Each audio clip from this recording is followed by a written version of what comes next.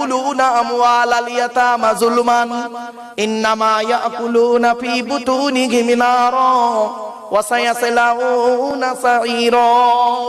4 নম্বর পারা 17 নম্বর পৃষ্ঠা 14 নম্বর লাইন, সূরার নাম সূরা নিসা 10 নম্বর আয়াত।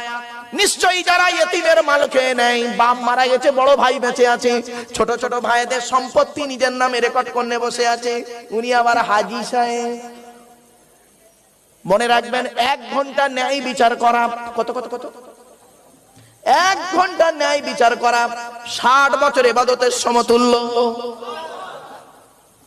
আল্লাহর কোরআন বলছে, যারা ইতিমের মাল খেয়ে নেয়, যারা ইতিমের মাল ভক্ষণ করে, তারা তাদের পেটে নরকের আগুনগুলো ঢোকাতে শুরু করে।